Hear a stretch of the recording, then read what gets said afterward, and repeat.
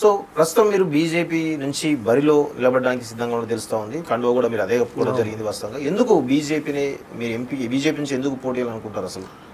నేను గత 10 ఏళ్ల నుండి నేను బీజేపీలో కార్యకర్తగా ఉన్నాను. అక్కడ ఏ మీటింగ్స్ అయినా కానీ నేను వెళ్ళి అక్కడ కూర్చొని నా వంతుగా నేను చేసేవాడిని.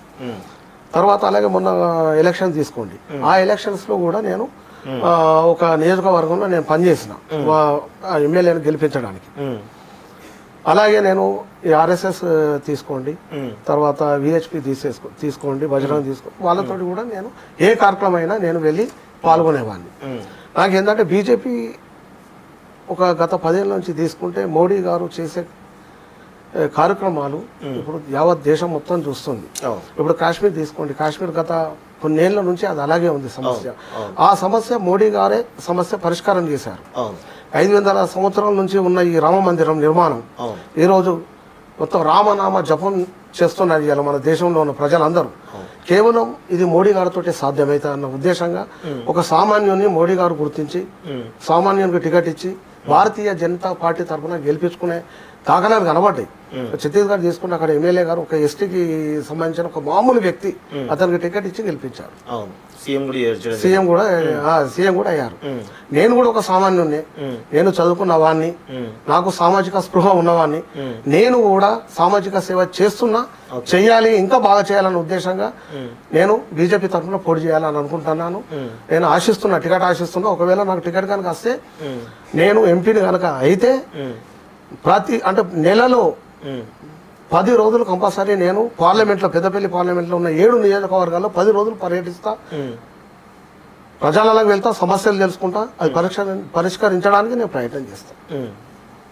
కాబట్టి నేను ఆశిస్తున్నా, తప్పకుండా నాకు టికెట్ వస్తుందని చెప్పి నేను ఉన్నాను.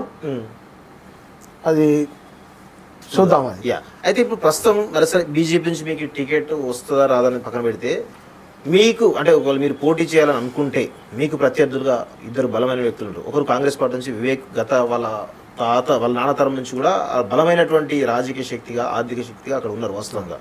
ఆ తర్వాత బీఆర్ఎస్ పార్టీ నుంచి కూడా ఈరోజు మళ్ళా వెంకటేష్ నేత రావచ్చు, లేదా ఇంకొక బలమైన వ్యక్తి వచ్చే అవకాశం ఉన్నాయి. సో వాళ్ళందరూ రాజకీయంగా ప్లస్ ఆర్థికంగా ఉన్నవాళ్ళు వాస్తవంగా. సో వాళ్ళని తట్టుకొని మీరేమో రాజకీయాలకు అంటే ఒక సామాన్య కార్యకర్త నుంచి మీరు పోటీ చేసే సిద్ధంగా ఉన్నారు. మరి వాళ్ళని తట్టుకొని రాజకీయంగా, ఆర్థికంగా నిలబడే సత్తా, దమ్ము మిట్టపల్లి రాజేందర్కి ఉందనుకోవచ్చా? చూడండి, ఇప్పుడు డబ్బే ఇంపార్టెంట్ కాదు ఇక్కడ. ఓకే. అయితే ఇక్కడ బీజేపీ ఒక సామాన్యుని గుర్తించి సామాన్యులకు టికెట్ ఇస్తుంది అని చెప్పి నేను ఇందాక మీతో మాట్లాడాను. డబ్బే ఎక్కడ ప్రామాణికం కాదు. సామాన్యులకు బీజేపీ పెద్దపీట చేస్తుంది. ఆ నమ్మకంతో ఇప్పుడు నేను సేవ చేస్తున్నా, సేవ చేస్తాను. బీజేపీ టికెట్ వచ్చిన తర్వాత కూడా నేను ఇంకేం చేయాలంటే ప్రణాళికలు నా దగ్గర ఉన్నాయి. ఎందుకంటే నేను అక్కడ పుట్టి పెరిగిన వాడిని, నాకు అక్కడ పార్లమెంట్లో సమస్యలు తెలిసిన వాడిని.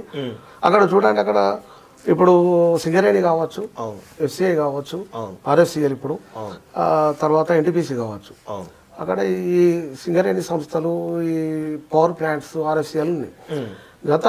ఇప్పుడు నేను చిన్న పని చూస్తున్నా, ఇవి ఉన్నాయి అంతే. దీనికి అనుబంధ సంస్థలు ఏమైనా కొత్తగా పుట్టినాయంటే ఏం లేదు. ఇప్పుడు సింగరేణిలో ఏమైనా ప్రాబ్లం ఉన్నదనుకోండి, ఆ స్పేర్స్ కావాలనుకుంటే అది వేరే అవుట్ స్టేట్, అదర్ స్టేట్ నుంచి వస్తాయి తప్ప ఇక్కడ ఏదేం లేదు. ఎలాంటి ఇండస్ట్రీస్ కానీ ఫ్యాక్టరీస్ కానీ ఏం లేవు. దాని అనుబంధంగా ఏమైనా కంపెనీస్ కనుక ఉంటే అక్కడ లోకల్లోనే యువతకు మనం ఎంప్లాయ్మెంట్ కల్పించవచ్చు. అంటే మెయిన్గా మీరు ఎంప్లాయ్మెంట్ దిశగానే కొనసాగుతున్నారు, ఇంకా వేరే ఏమైనా ఆలోచన కూడా ఉంది? ఎంప్లాయ్మెంట్, ముఖ్యంగా ఎంప్లాయ్మెంట్ ఉంది. తర్వాత పెద్దపల్లి పార్లమెంట్లో అక్కడ సమస్యలు కూడా ఉన్నాయి. సమస్యలు ఏంటి, ముఖ్యంగా ఏ సమస్యల మీద పోరాడితే బాగుంటుంది అని చెప్పి మేము ప్రజలలోకి వెళ్తున్నాం. యాక్చువల్లీ మేము ఉన్నది ప్రజలలోనే ఇప్పటి వరకు. పెద్దపల్లి పార్లమెంట్ అంటే నేను పుట్టి పెరిగిందంతా బసనారని చెప్పిన పెద్దపల్లి పుట్టాను, పెద్దపల్లి పార్లమెంట్. అక్కడ సమస్యలు మాకు బాగా ఇంత ఉన్నది. చూడండి, ఇంత పార్లమెంట్లో ఇప్పుడు ఇంతమంది ఎంపీలు వస్తున్నారు, పోతారు, డబ్బులు ఉన్నాయి, అంతా కరెక్టే. కానీ వాళ్ళు ఏం చేశారు? డబ్బు ఉన్న వాళ్ళు ఏం చేశారు అంటే, డబ్బు ఉంటే కేవలం గెలిచి వెళ్ళిపోవడమేనా? పార్లమెంట్ అందుబాటులో ఉండడని మీ అభిప్రాయం? ఇప్పుడు వివేక్ ఎప్పుడు ఉండరు. ఇప్పుడు అతను గెలిచి వెళ్ళిపోయిన అంటే ఎప్పుడు ఒకసారి వచ్చి ప్రజలలో కనబడి వెళ్ళిపోతా ఉంటాడు. ఇప్పుడు అతను ఎంపీ కాకుండా ఇప్పుడు ఎమ్మెల్యేగా పోటీ చేసి గెలిచారు ఇక్కడ చెన్నూరులో. అక్కడ డబ్బు సరే, డబ్బుతో వాళ్ళు గెలిచారు, మరి డబ్బు పెట్టి మీరు గెలిస్తారు ప్రజలకు ఏం చేశారు అన్న క్వశ్చన్ కూడా ఒకటి ఉంటుంది దానికి కూడా వాళ్ళు సమాధానం చెప్పాలి కదా. అవును. ఇప్పటి వరకు అయితే దానికి సమాధానం లేదు. ఇప్పటిగా ప్రజలను అడిగితే తెలుస్తుంది. ఇప్పుడు ఈ పార్లమెంట్లో ఎంపీ గారు మీకు ఏం చేశారంటే శూన్యం. అవును. కాబట్టి డబ్బే ప్రామాణికం అని అనుకోవట్లేదు నేను. ఒక సామాన్యుని డబ్బు లేకుండా రాజకీయాలు చేయలేమనేటువంటి ఒక భావన ఇప్పుడున్నటువంటి ప్రస్తుత రాజకీయాలు కనబడతా ఉంది. దాన్ని మీరు ఎట్లా అధిగమించగలుగుతారు? వాస్తవం ఇప్పుడు మేము చేసేది సేవా కార్యక్రమం డబ్బు లేకుండా చేస్తున్నాం. మేము మా స్వతహాగానే మేము క్లాస్మేట్స్ ఫౌండేషన్ ఏర్పరిచి ఏ ఇబ్బంది అయినా ఏదైనా కానీ ఏదైనా ఉంటే మనిషికి ఇంత పోగు వేసుకొని మేము ఏమన్నా సేవలో పాల్గొనడం. ఇప్పుడు మెడికల్ క్యాంప్స్ అని చెప్పాను నేను. మేము వాళ్ళతో మేము మాట్లాడి మేము ఫ్రీ క్యాంప్స్ పెడతాం. మేము రూపాయి ఇవ్వం వాళ్ళకి. Free camps, free operations, employment కూడా మేము కంపెనీస్తో మాట్లాడి ఫ్రీగానే మేము డబ్బులు ఏమో ఉండవు కదా. పిల్లలతో మాట్లాడి మేము వేకెన్సీ ఉంటే పిల్లల్ని అక్కడ పంపడం జరుగుతుంది. డబ్బే ముఖ్యం అనుకోవట్లేదు నేను. ఇప్పుడు పని చేసే వాళ్ళు కావాలి, లోకల్లో ఉండే ఎంపీ కావాలి.